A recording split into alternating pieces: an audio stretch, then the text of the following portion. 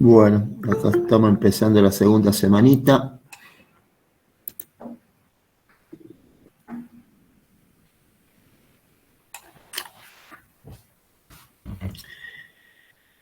Bueno, como les dije la semana pasada, vamos a hablar un poco de tuberculosis. Así ya hoy pueden ir algunos al hospital.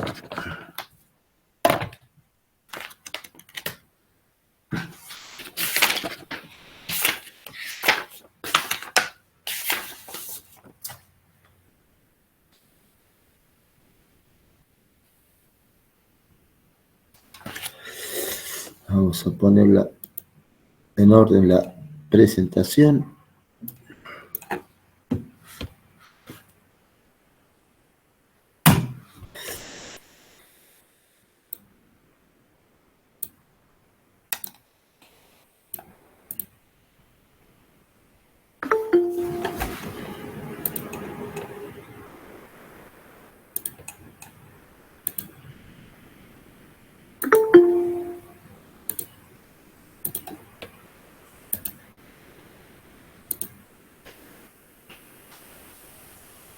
Bueno, hablar de tuberculosis es, por supuesto, introducirnos en el tema de las micobacterias, que sabemos que son bacterias ácido alcohol resistentes.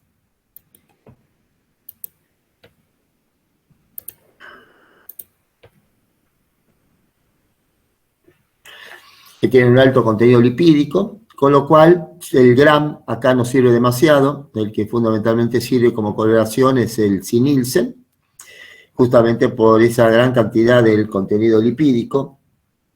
Todas las micobacterias son específicas y particularmente lo que nos va a interesar es, por supuesto, el bacilo de Koch, la Mycobacterium tuberculosis, que es muy sensible a la luz solar, a la desecación, al calor.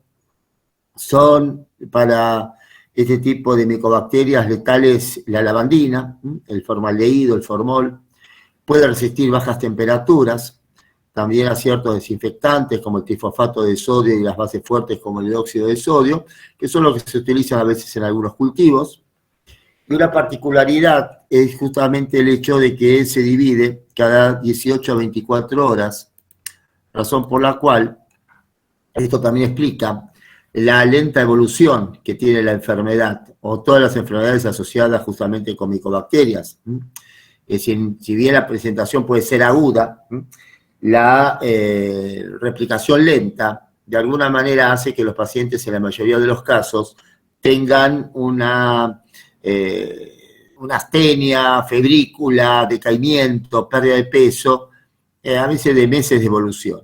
Y esto es importante tenerlo en cuenta, porque es lo que ustedes van a encontrar justamente en una alta proporción de pacientes cuando los interroguen y les confirmen justamente esto, ¿no? Que su presentación fue habitualmente muy lenta, que ya venían desde hace semanas o meses con mucho decaimiento, y esto de alguna forma es lo que explica, o es explicado, justamente por los aspectos microbiológicos y específicamente por esa lenta replicación. Hay una vieja clasificación que es la de Ranson, que de alguna manera va a clasificar a las micobacterias en el grupo 1 dentro de las del complejo tuberculosis. Ahí entra en juego también Mycobacterium bovis. Hemos tenido casos de Mycobacterium bovis como causa de tuberculosis por consumo de leche no pasteurizada. El bacilo BCG, que es Mycobacterium bovis atenuado.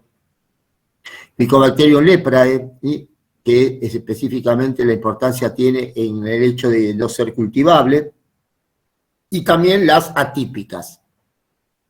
Las atípicas se las divide de acuerdo a su sensibilidad o resistencia a la luz solar. Y esto ha hecho que al grupo 1 se las llame fotocromógenas, incluyen la Cansacia, marinum. Marinum es el responsable del granuloma de las peceras. Se ve en algunos individuos que tienen lesiones en la mano, y eso genera, Mycobacterium marinum está dentro del ambiente hídrico y producen entonces granulomas relativamente importantes, también de lenta evolución. El grupo 2, justamente, bueno, el grupo 1 se colorean expuestos a la luz, de amarillo a naranja. Las escotocromógenas, como Scrofulaceum, Gordonae, que también son muy hídricas, se colorean de amarillo a naranjadas, pero sin exposición a la luz. Las del grupo 3, también de desarrollo lento, son las no escotocromógenas, estas no cambian, y de alguna forma incluyen al grupo más numeroso, que es el de la Mycobacterium avium intracelular y celular. 50% de los casos de micobacterias ambientales asociadas al HIV justamente corresponden a este grupo. Y el grupo 4, que son de crecimiento más rápido, son Fortuitum, Quelona, Smegmatis, otras. Algunas de estas micobacterias incluso se las ha relacionado y están presentes en algunas contaminaciones de prótesis, en algunas prótesis mamarias, en algunos individuos que se han inyectado siliconas. A veces la complicación es el desarrollo de este tipo de micobacterias. De todas maneras, todo lo más importante en este contexto tiene que ver con la tuberculosis, que está totalmente asociada a la pobreza, a la marginalidad, a la coexistencia con el HIV, la sindemia, y esto tiene también mucha relación con lo que es la dificultad en los programas de control, en las resistencias que el bacilo ofrece a los distintos fármacos. Por eso, si bien hace años que tenemos HIV y millones de años que está entre nosotros la tuberculosis, la asociación de ambas epidemias, de alguna manera, es lo que ha dado justamente el término de sindemia, y esto se asocia también a la multiresistencia que este tipo de situaciones lamentablemente acarrea. Uno sabe que Mycobacterium tuberculosis ingresa por vía aerosolizada. Espérenme un segundito. ¿Sí?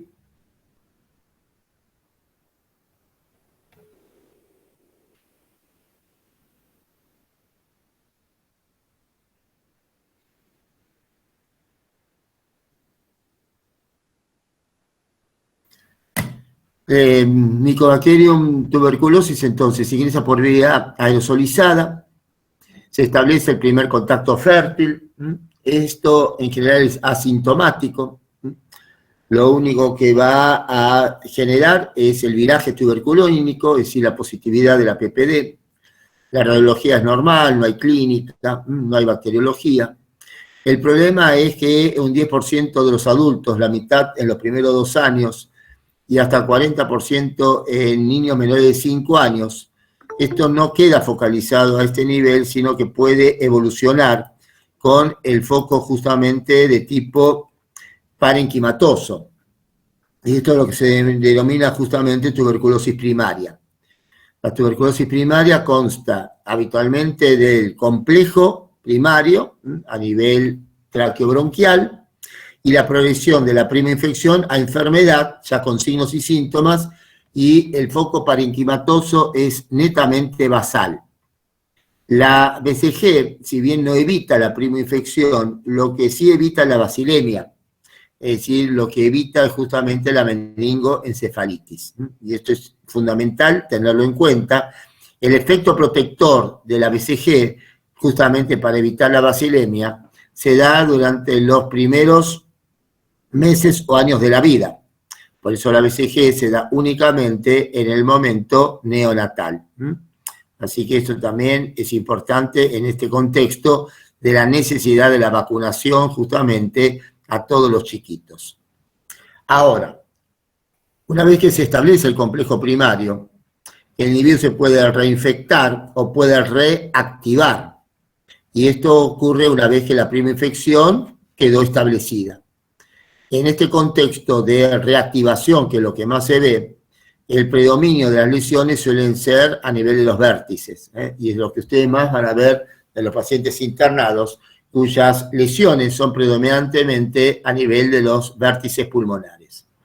Como dijimos el viernes, los individuos HIV tienen una posibilidad de reactivación de un 8 al 10% por año En cambio, los individuos no HIV tienen esa posibilidad de reactivación de un 8 a 10% en la vida. Esto justamente grafica la importancia de lo que hace al HIV en función de la asociación justamente con la tuberculosis, como comentamos previamente. Entonces, el bacilo ingresa por vía aérea, produce una respuesta inflamatoria inespecífica, se disemina a ganglios regionales y de ahí se disemina en forma linfohemática oculta y sistémica.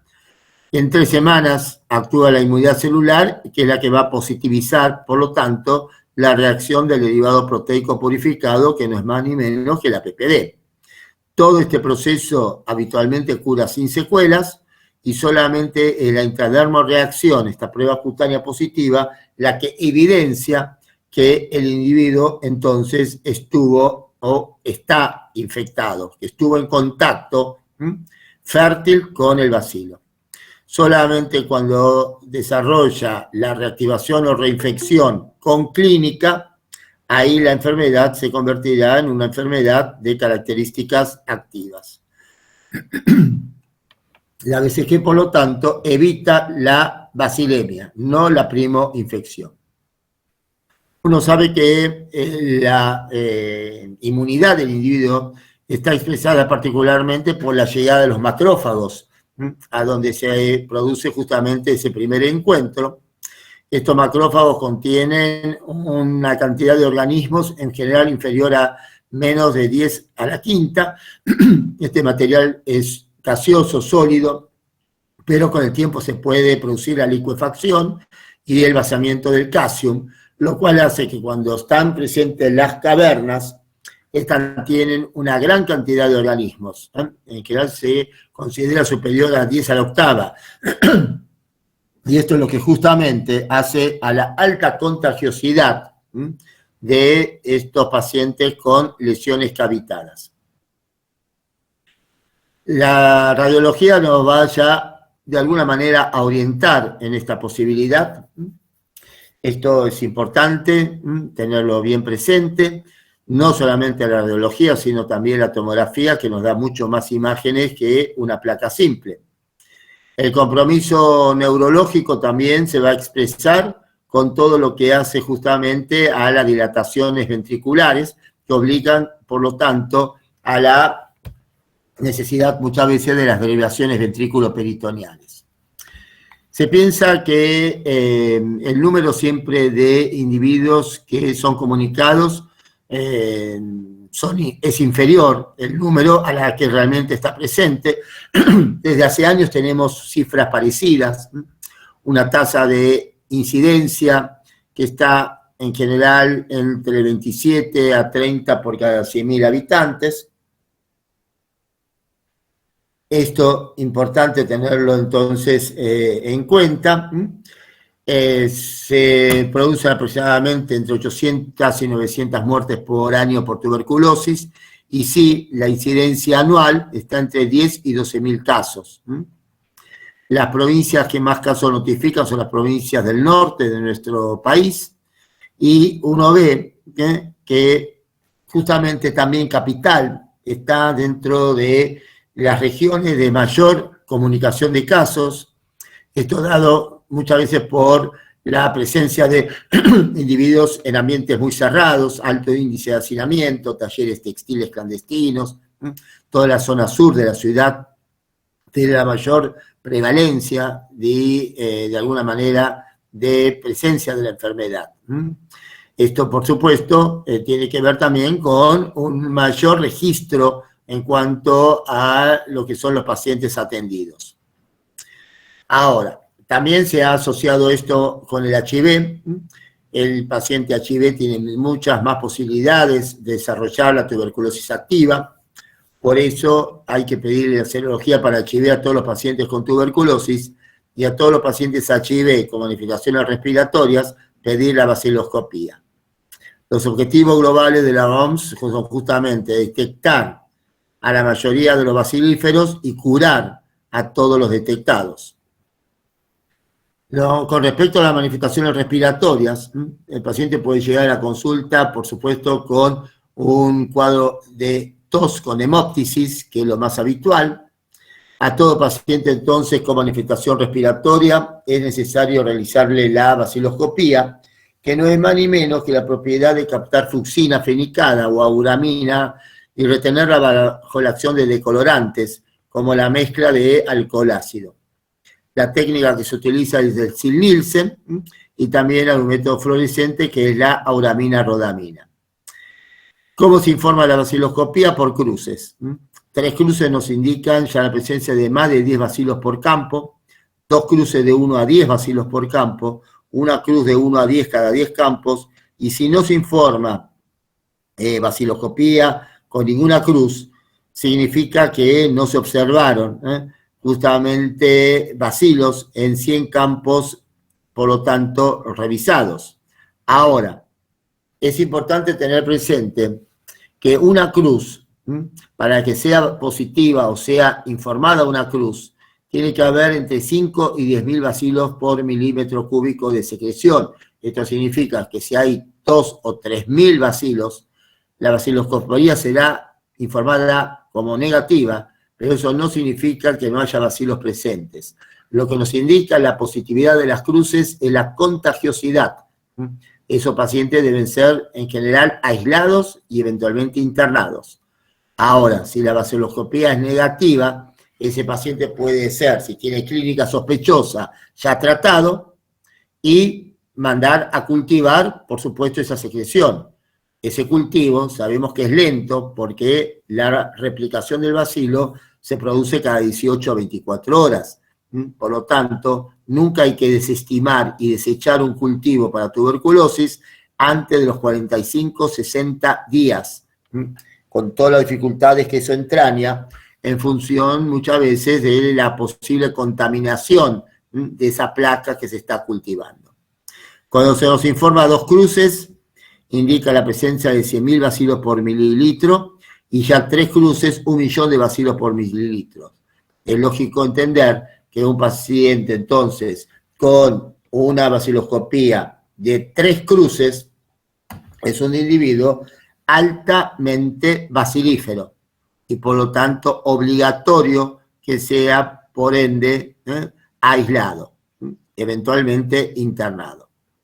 El cultivo va a complementar a la vaciloscopía. ¿Por qué? Porque nos va a caracterizar qué tipo de género y especie se trata, sea tuberculosis o no tuberculosa esa micobacteria. También permite hacer el antibiograma, y es el método de referencia con el que se tiene que evaluar todo nuevo método. ¿Qué vamos a encontrar muchas veces en la vaciloscopía? La presencia de estos bacilos, entonces, ácido alcohol resistente. El Ziehl-Neelsen puede dar solamente con Mycobacterium tuberculosis el factor cuerda, que es justamente el agrupamiento de todo lo que son las micobacterias. No lo vemos con otras especies de Mycobacterium, solamente con tuberculosis. El auramina-rodamina, que es justamente el método fluorescente, y en algunas circunstancias la cantidad de bacilos es extremadamente numerosa.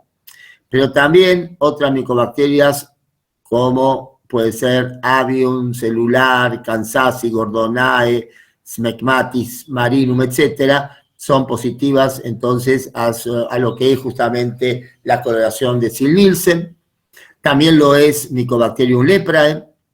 En este contexto hay que saber que Mycobacterium leprae no es cultivable. La nocardia es ácido resistente, es un bacilo filamentoso.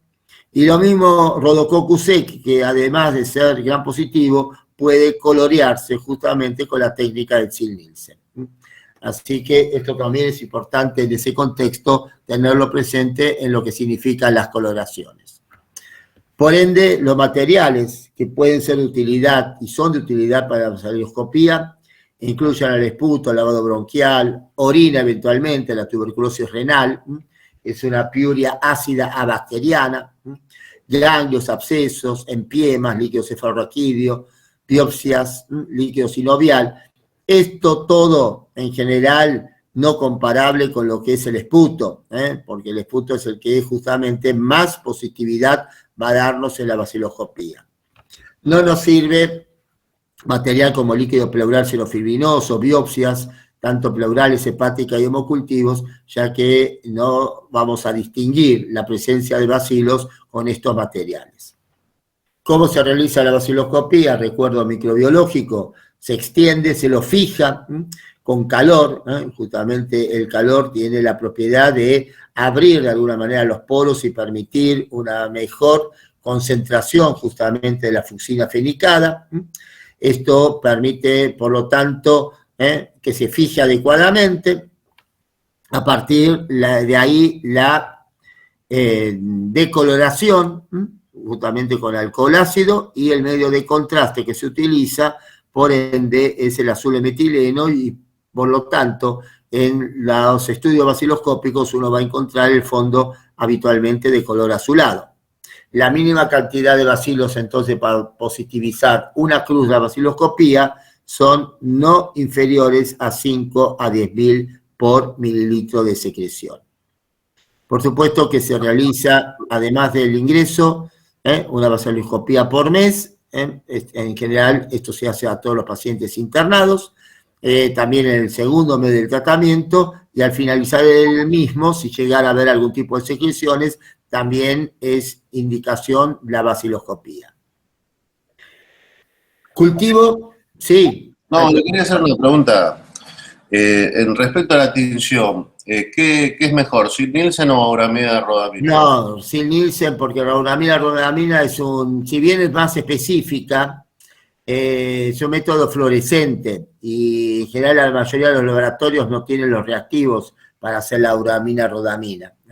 Es decir, en todos los laboratorios ustedes van a ver que hacen la baciloscopía común, no el método fluorescente, que exige también microscopio de fluorescencia, así que, digamos, el costo de la infraestructura para hacer la rodamina es superior, y muy superior a la baciloscopía.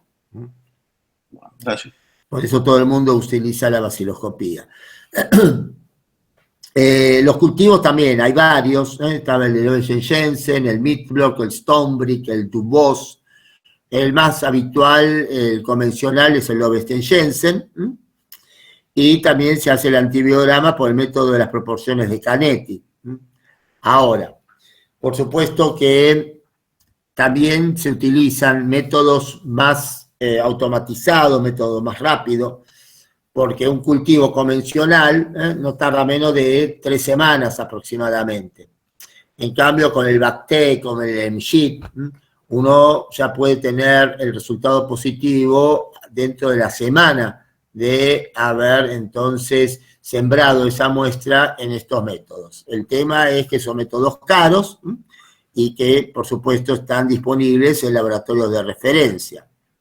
Ahora, hay que cultivar prácticamente a todos, individuos sintomáticos, con tuberculosis extrapulmonares, infantiles.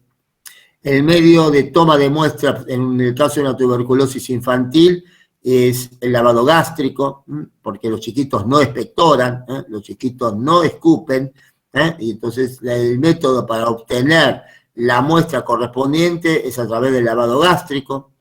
También hay que cultivar a todos los pacientes, por supuesto, inmunocomprometidos, porque ahí la resistencia puede ser realmente más importante y por lo menos más prevalente. A los que tienen tratamientos previos, porque por supuesto ahí puede haber fracasos, abandonos, e incluso a los que, a pesar de un buen tratamiento y adherencia, siguen siendo positivos. El MSHIT es un método que tenemos en el hospital, que es el Mycobacterium Growth Indicator Tube, que disminuye a la mitad del tiempo requerido para detectar los cultivos. También disminuye el tiempo para el estudio de la sensibilidad, incuba, monitorea, no requiere jeringa para la siembra, y ahí tenemos el aparato que utiliza un medio de cultivo con el Midblock, que realmente es un método muy útil, es fluorescente, no utiliza material radioactivo como si lo utilizó el BACTEC. También tiene buena concordancia con rifampicina, menos con isoniazida, y es un método recomendado por la OMS. También en el hospital tenemos el GenExpert, que es la amplificación del método molecular o parte del genoma justamente de Mycobacterium. Nos da en 2 horas la sensibilidad o la resistencia que tiene ese genoma, ese Mycobacterium, a la rifampicina. Son capsulitas, donde dentro de la cápsula y en el aparato se lisa la bacteria, se extrae el ADN, se amplifica, se detecta el amplicón, y en 2 horas tenemos el resultado. Ahora también hay un Ultra GenExpert que aumenta justamente no solamente a la rifampicina, sino también a la isoniazida, esa susceptibilidad en cuanto a saber si ese genoma o esa micobacteria o ese genoma de esa micobacteria es sensible o resistente entonces a la isoniazida y a la rifampicina. El problema es el costo, ¿no? Estaba $100 aproximadamente cada determinación, con lo cual esto lamentablemente se restringe mucho.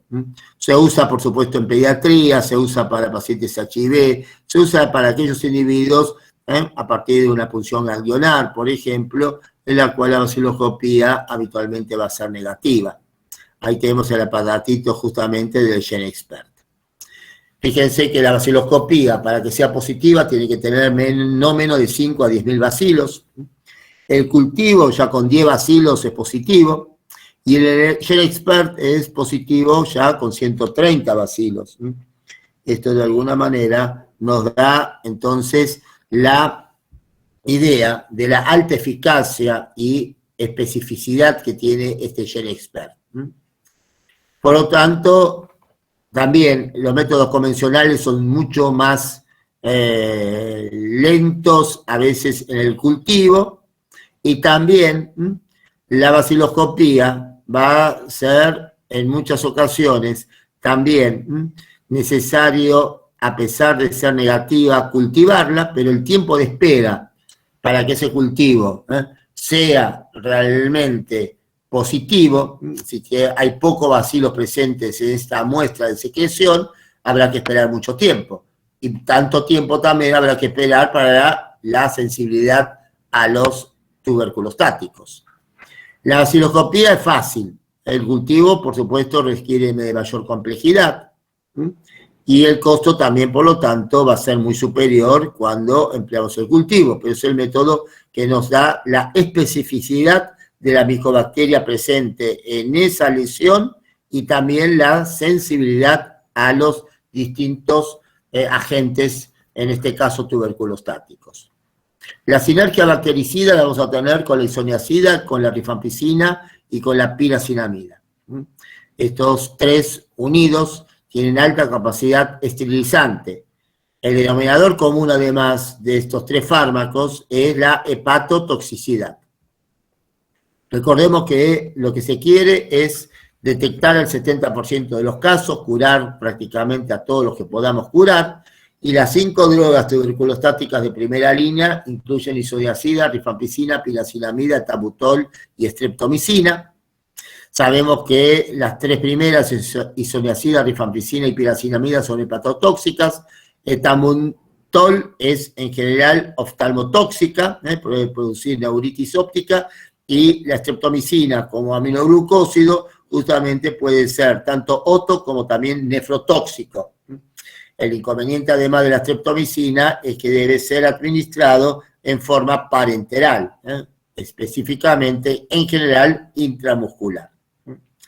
Ahora, hay que asegurar que el paciente reciba la medicación, para eso requerimos el apoyo político, tratamiento estandarizado, provisión efectiva de fármacos, control de que el paciente realmente reciba la medicación y la tome, y esto a veces lleva a que si no se adhiere a este tipo de, por lo menos, tratamiento supervisado y observado, aparezcan las multiresistencias, como la que hemos padecido, y se lo mostré el viernes, en el caso de brotes, justamente de multiresistencia, en este caso, en el hospital, a los 5 tuberculostáticos de primera línea, razón por la cual tuvimos que emplear quinolonas, como la floxacina, cicloserina, tericidona, etionamida, paramino salicílico, también se ha utilizado bedaquilina, delamanit, se ha utilizado linesolid, es decir, hay cantidad de fármacos algunos de los cuales, por supuesto, como todo este tipo de fármacos de segunda y tercera línea, incluida la canamicina,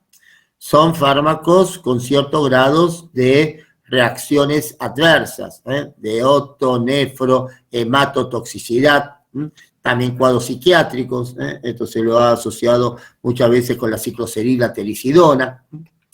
Así que bueno, brotes de tuberculosis multiresistente, además de lo que ha sucedido en el hospital, bueno, en este hotel, que recientemente, bueno, una alumna me comentó que ya lo pintaron de azul, ya no de este color, de tipo terracota. Este hotel incluso ha tenido bastante resonancia periodística, está en la calle Arauz, allá por Palermo. ¿Por qué? Porque es un hotel donde viven travestis. Y justamente a partir de un caso se contagiaron otros dos, a partir de uno de esos dos se contagiaron otros dos, a partir de ahí hubo un brote en el cual la mortalidad fue realmente bastante importante. Y justamente, ¿qué se demostró? Por epidemiología molecular, que todos tenían el denominador común de un patrón de inserción justamente en su genoma, que es esta variable de inserción 6110, que era de alguna manera el denominador común de todos los genomas de Mycobacterium tuberculosis multiresistente que estos individuos, por lo tanto, portaban. Y esto, de alguna forma, ejemplifica cómo se puede estudiar algún brote y donde se puede demostrar que es exactamente el mismo agente etiológico el responsable justamente de esa situación. Por ende, el tratamiento tiene como principal premisa el evitar la monoterapia, evitar justamente que con un solo fármaco a ese paciente lo tratemos, porque esto puede generar justamente la presencia de bacilos con alta capacidad de resistencia.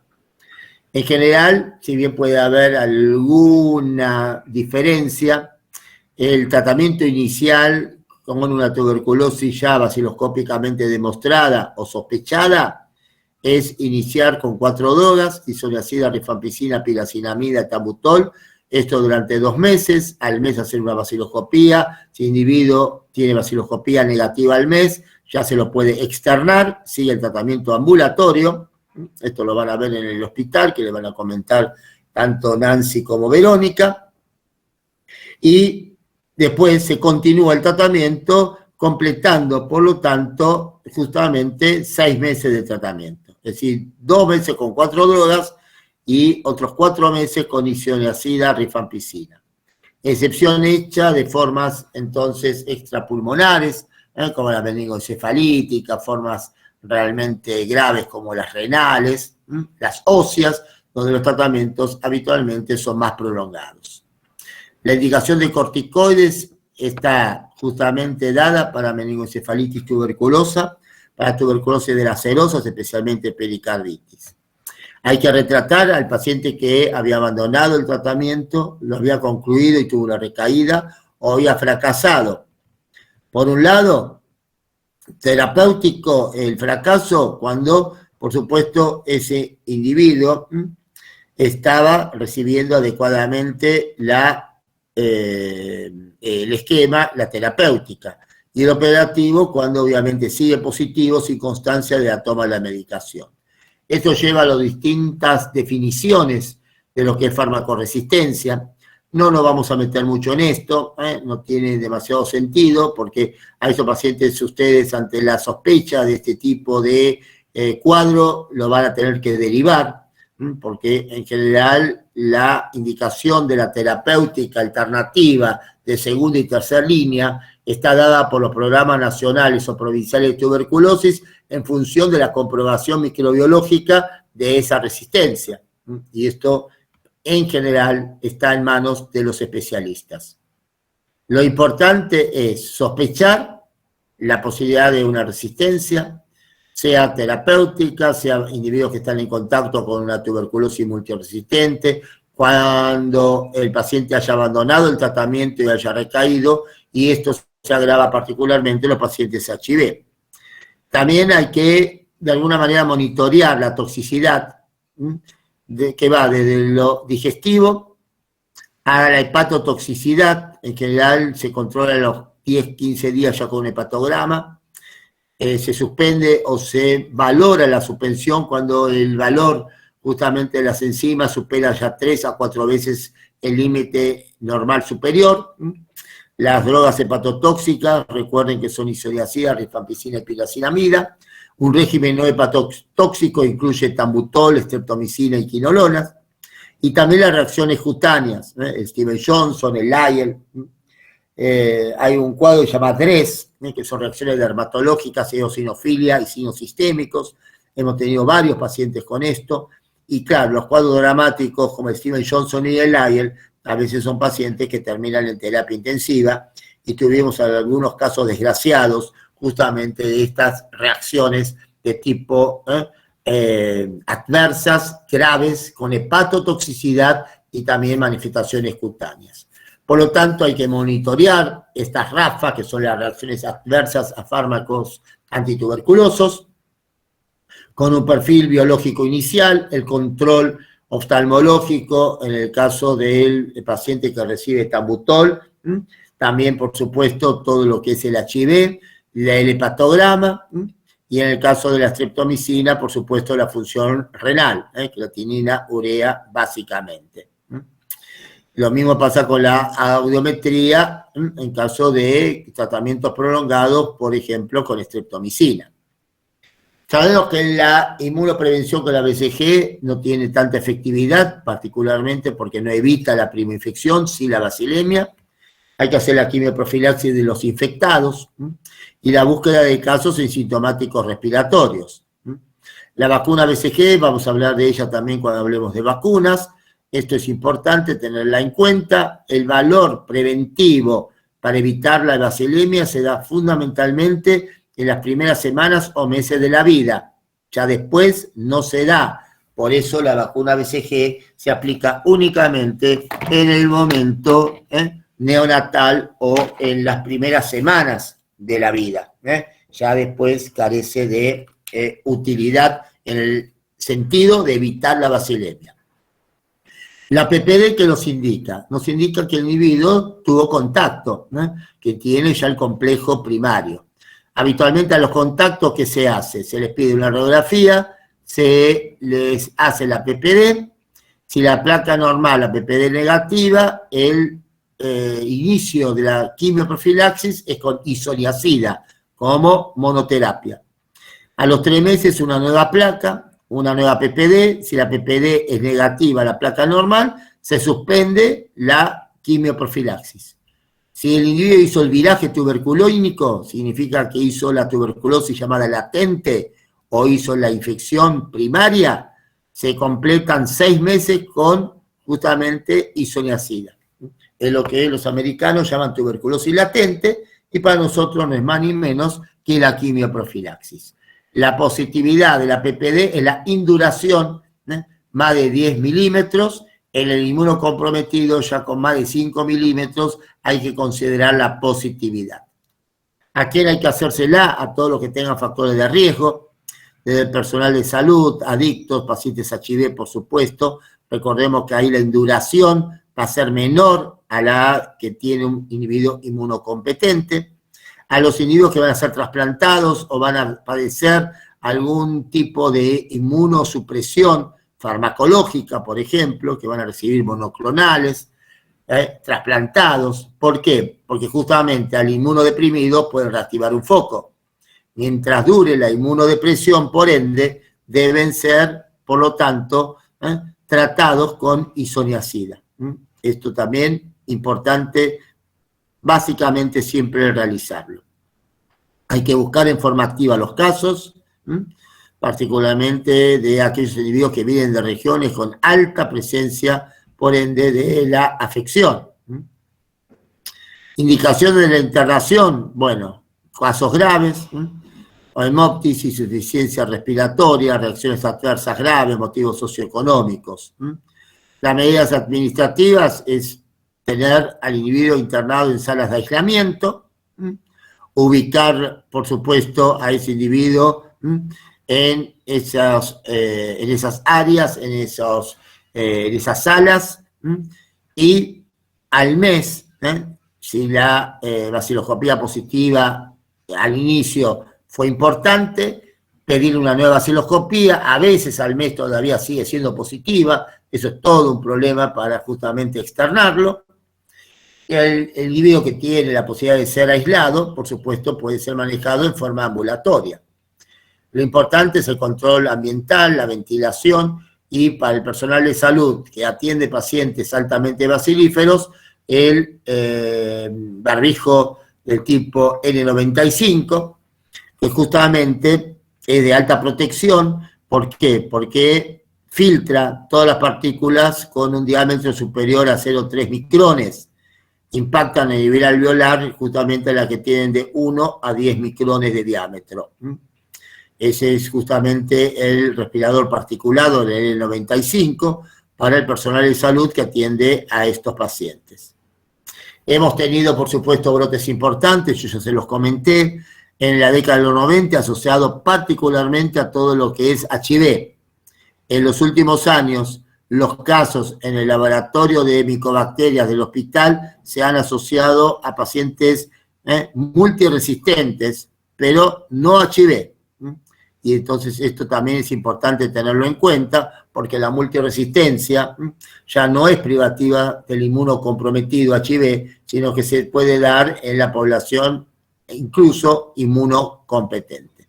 Por ende, es tan importante la detección precoz de la enfermedad, el diagnóstico, la sospecha y el tratamiento oportuno y eventualmente la derivación ante cualquier posibilidad de encontrarnos con alguna falla terapéutica o algún tipo de resistencia. La otra afección que, por supuesto, en este contexto uno tiene que tener en cuenta es lo asociado a Mycobacterium leprae, para lo cual, espérenme que acá esta presentación se acabó y voy a rápidamente a buscarles el tema de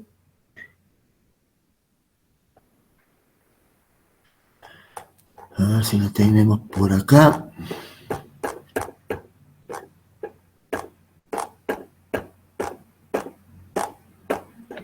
¿Alguna pregunta de tuberculosis? No, por ahora no. Sí, yo tengo una pregunta. O sea, ¿la tuberculosis siempre viene asociada al HIV o puede haber un... No, nada que ver. Ah, yo lo vi. No, porque tuberculosis hemos tenido antes del HIV y todos los pacientes que tenemos internados en adolescencia son HIV negativos. Ah, buenísimo. O sea que no es marcadora de HIV, digamos. A eso me En la forma diseminada puede serlo, sí, pero no en las... por eso siempre hay que pedir igual el HIV. Ustedes van a ver que a todos los pacientes le pedimos justamente HIV, pero no porque el paciente, digamos, uno piense que sea HIV, sino que puede ser que sea HIV. Profe, le hago una consulta. Sí. Usted dijo que si la vaciloscopía le da positiva, tiene que tener más de 5 a 10.000 bacilos por milímetro cúbico. Ahora, si no da positiva y tiene clínica, Lo trato y lo mando a cultivar, sí, sí. Ah, ¿y le hacemos la quimioprofilaxis? No, quimioprofilaxis no le haces. Lo que vos le haces es el tratamiento. Ah, ok. Quimioprofilaxis es solamente isoniazida. A un paciente con síntomas compatibles le pones las 4 drogas. Bien, gracias. Una cosa, un buen día, doctor, disculpe. Recién usted dijo que en la quimioprofilaxis se usa solo isoniazida. Y también dijo de que si a las 3 semanas el individuo desarrollaba la clínica, ¿se seguía solamente con isoniazida? ¿O no, solamente si la PPD es positiva. Ah, no se completa el esquema, no se van con no, si tiene clínica, ya dentro de esos 3 meses tiene clínica, sí, vos le metés por lo menos 3 drogas más. Ah, se completa el esquema. Sí. Perfecto. No, con clínica siempre no. La única forma de hacer isoniazida sola es con la PPD, positiva, con clínica obviamente negativa. Bien. Y con placa normal. Perfecto. Solamente ese es el criterio de profilaxis, digamos. Sí, el profilaxis es eso, porque si no ya no sería profilaxis, sería tratamiento. Lo que pasa es que los americanos confundieron un poco la cosa, porque ellos hablan de tratamiento de la tuberculosis latente. La tuberculosis latente, la PPD positiva, por eso dice latente, porque ¿cuál es el riesgo? Por eso hay que hacer la isoniazida, porque los chicos menores de 5 y los mayores, la mitad dentro de los 2 años, pueden hacer la forma de signos y síntomas. Eso, ¿cómo lo prevenís? Lo prevenís justamente con la isoniazida. Gracias. Así es la cosa. A ver, espérenme.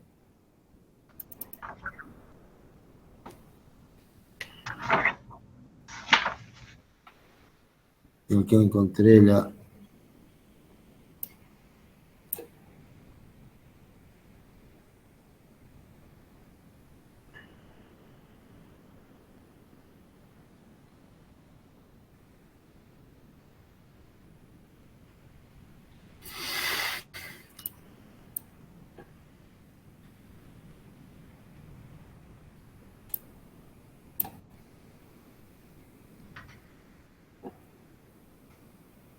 Bueno, a ver acá.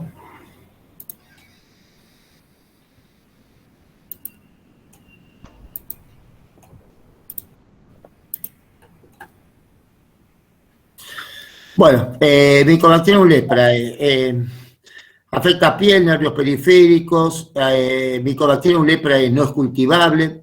Fue descrito justamente acá por mi tocayo, Gerardo Alemán, Enrique Mauer Hansen. Y bueno, es una enfermedad huérfana, olvidada o desatendida. Es obviamente una de las enfermedades que afecta primordialmente a los países más pobres y por supuesto no tiene interés comercial la industria farmacéutica para buscar nuevos fármacos. Por supuesto que no hay leproso, todo lo que es oso es despectivo, ¿no? Tuberculoso, piojoso, sarnoso, leproso, sidoso. Así que esto también es importante tenerlo en cuenta.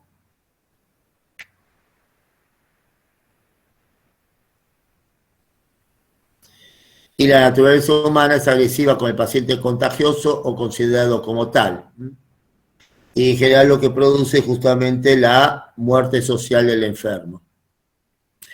Entonces, con el tiempo lleva discapacidades sociales, físicas, y por supuesto, en una época de la segregación, los leprosarios, todavía hay el Baldomero Sommer, es un hospital ahí en General Rodríguez, que tiene una alta presencia todavía de enfermos afectados.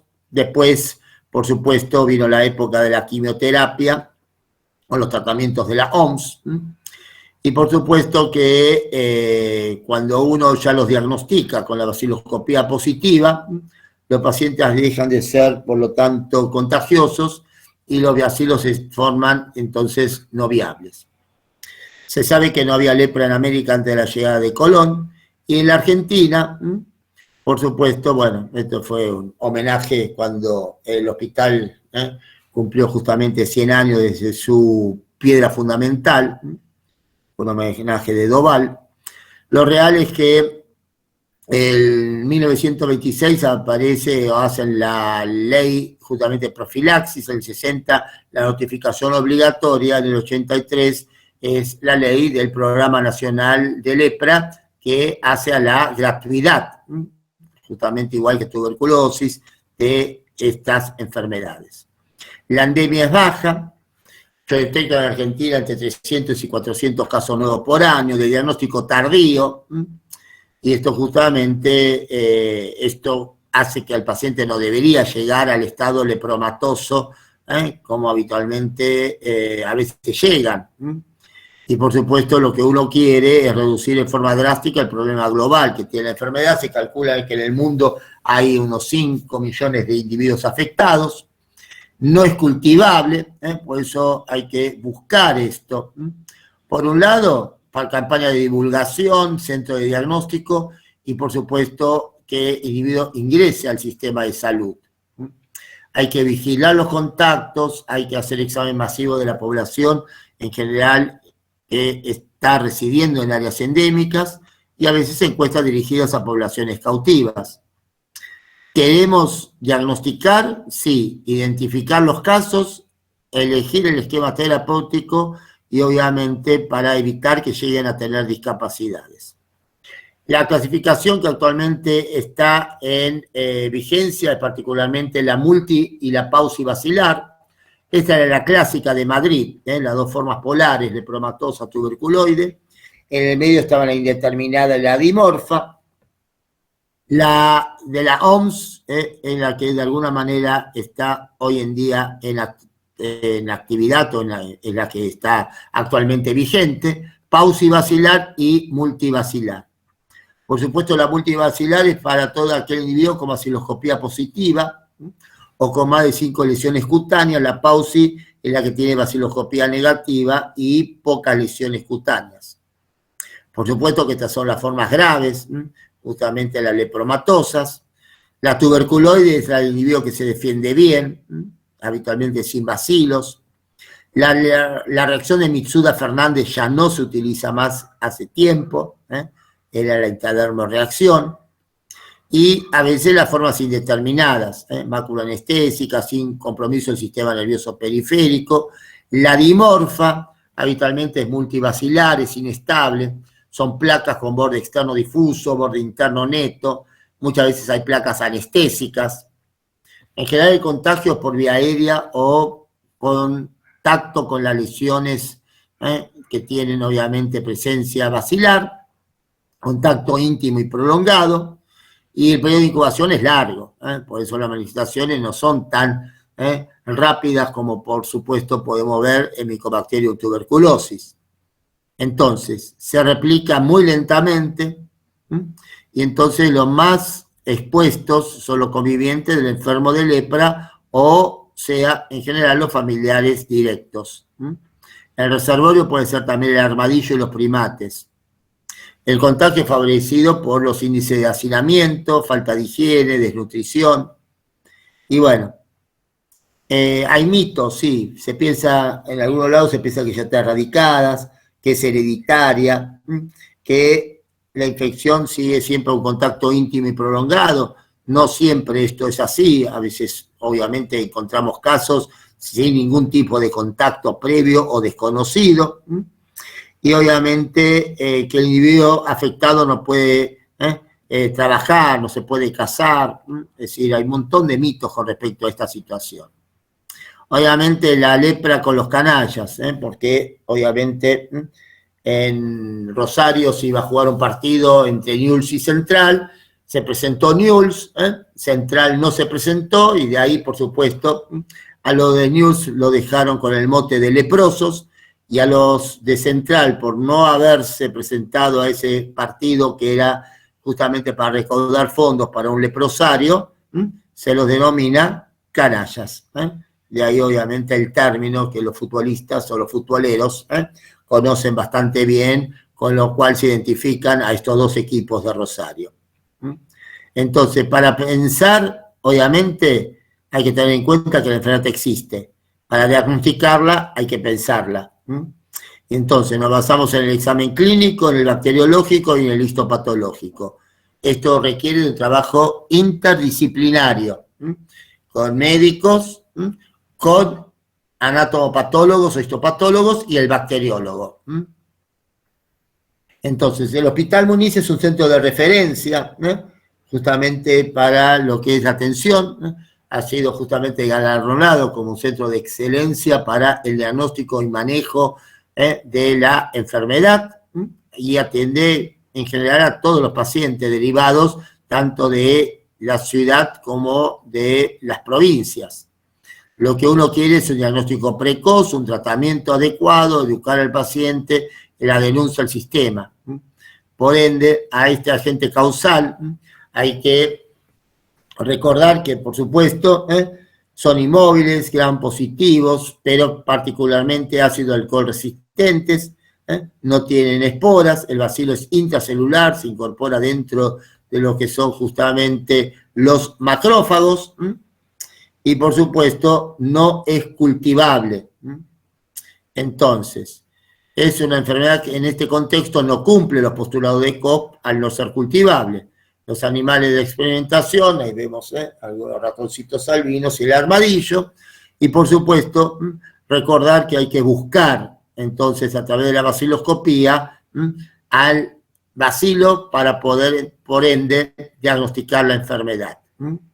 Entonces, ¿qué se hace? Buscar la zona más adecuada, en general de lesiones recientes. Por supuesto, a los pacientes multivacilares se hace el examen inicial y después al finalizar el tratamiento para que pase al estado de vigilancia, y a los pausevacilares el examen inicial. ¿Cómo podemos ver a estos bacilos? Aislados, agrupados en paquetes de cigarrillos o manojos, o en masa, que se llaman globis. Cada uno de estos bacilos se lo puede ver en estado sólido, fragmentados o granulosos. Ya vemos justamente el aspecto que pueden llegar a tener. Siempre el fondo, recuerden que es de características, por lo tanto, azules. Pues el Zinc-Nielsen tiene como contracolorante al azul de metileno. Ahí vemos bacilos sólidos y fragmentados, agrupados en manojos o en globis. Ahí vemos otro globis.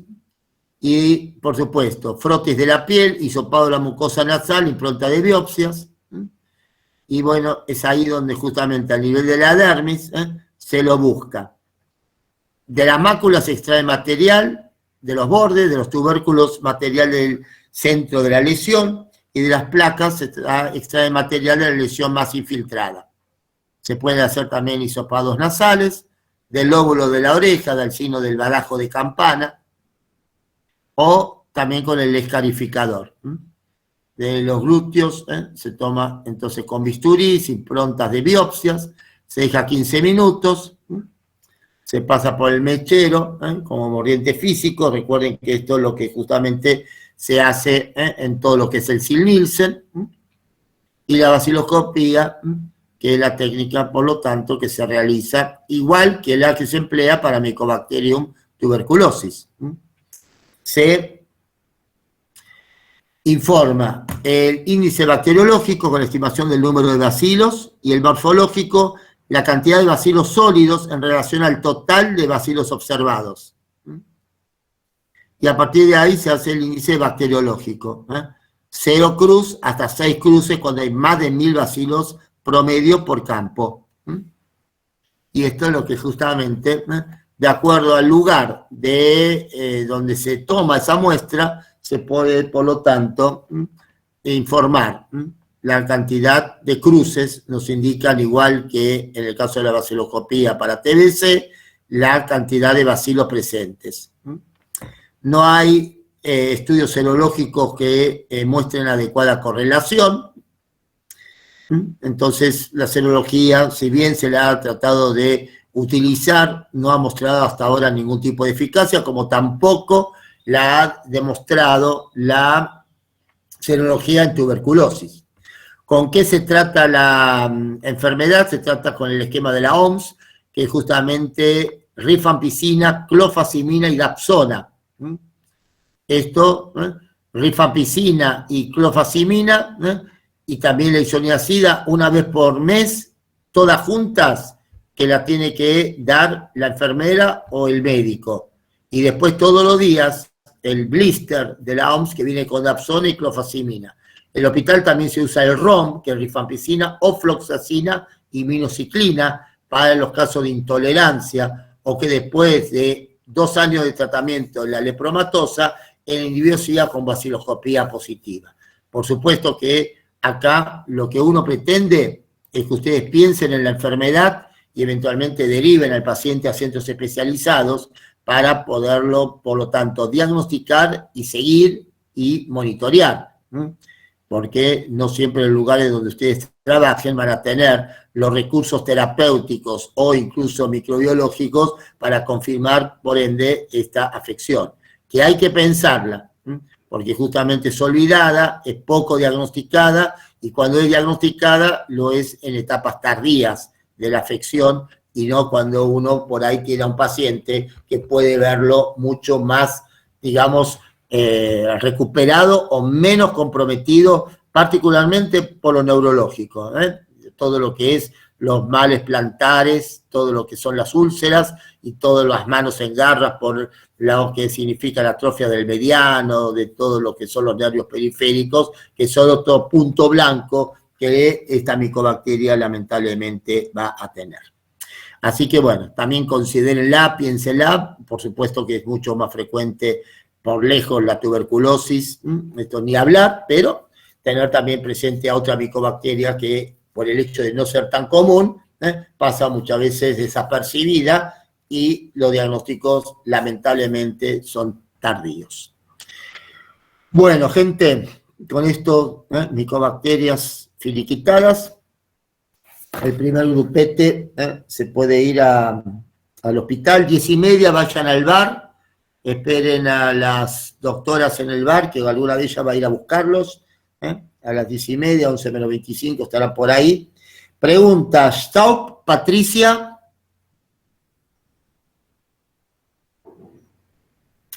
Martínez, Ana Paula. Doc, Sí. Martínez Ana Paula es compañera nuestra, o era compañera nuestra, y después no apareció nunca más. Por eso, no, y me parece que sigue.